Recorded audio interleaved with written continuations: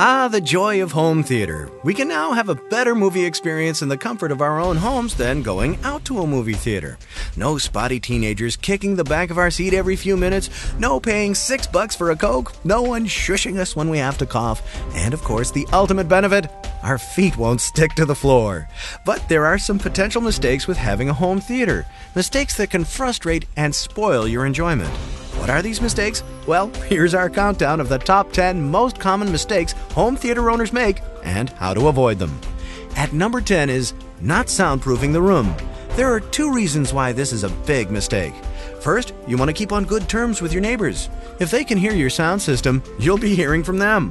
And nothing's more annoying than having a shiny new receiver but not being able to turn the dial past 1 because the neighbors start banging on your wall as a not-so-subtle request for you to turn it down. The second reason to soundproof your room is for sound quality. The room needs to be reasonably dead in order for you to benefit from a cinema-style experience. At number 9, the next mistake is not optimizing components with a test disc.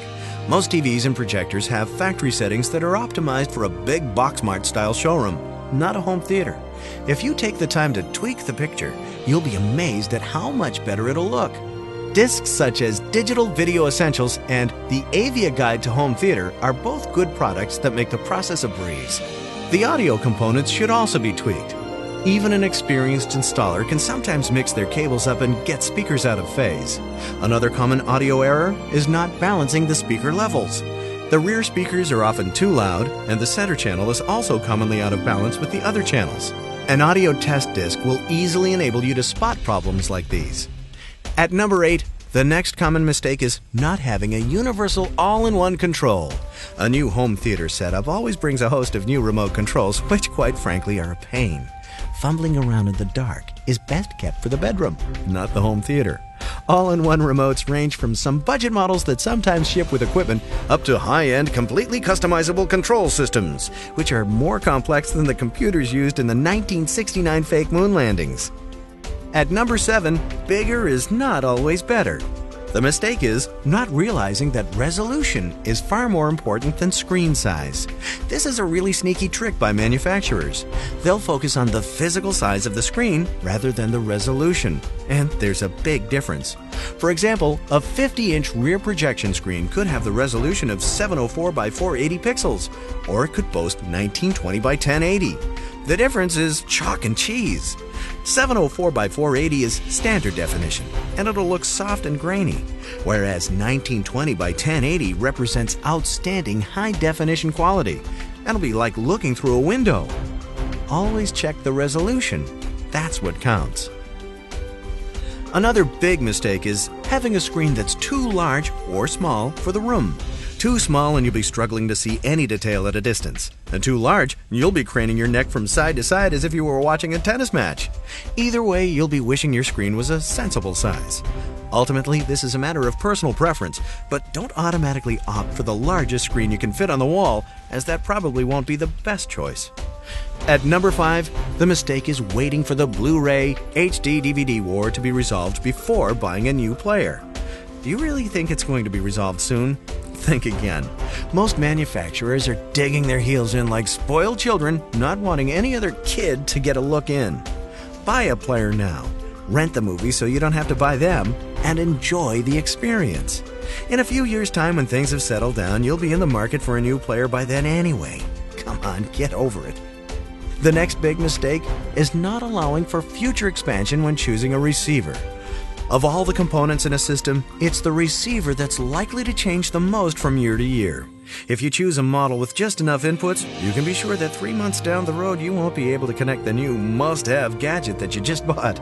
It happens all the time. People forget about the Xbox, the iPod, the video camera, the laser disc player from the attic, though, well, you get the point. And even if you don't have HDMI components now, you will be buying components with it down the road. It's impossible to completely future-proof a receiver, but at least recognize the issue and get the best you can afford, and allow for some expansion. Number 3. Putting all the emphasis on the TV and neglecting the audio, or vice versa. Many home theater newbies are fixated on the picture or the audio quality, and rarely both. Either way, it's a mistake. If you invest in a huge screen and have $7 left for the audio system, guess what it's going to sound like? And by the same token, if you go all out on a spectacular studio quality sound system that could win awards, but then realize you can only hook it up to a black and white portable TV, you're going to be very disappointed at your home theater experience. The second biggest mistake is buying by price rather than by what you really want. Don't be tempted by a cheap price just because it's a cheap price. Although it's possible to find genuine bargains sometimes, if you only buy cheaply, you'll almost certainly regret it in the long run, because it won't be what you really wanted or need. And the number one biggest mistake home theater owners make is believing that a $300 cable is significantly better than a $30 cable. Let's get something straight. Most big box electronics stores make their profits on high-priced cables that cost less than $1 or $2 to manufacture. The profit margins are extraordinary. Of course they want you to believe that an expensive cable is going to sound like the orchestra's playing in the room. Ultimately, if you were to buy overpriced cables, the cables will be better than the cables they used in the studio to record the soundtrack in the first place. So don't be taken by these claims. Money spent elsewhere will make far more of a difference. Don't spend any more than $30 or so on any standard cable. Save your money. Take the kids to Disney World instead. So there we have it.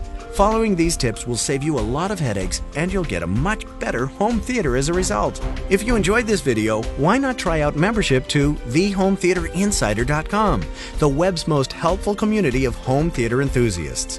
Visit thehometheaterinsider.com and be kept up to date on all the latest tips, techniques, tests, tweaks, and some other things beginning with T that we can't quite remember. See you there.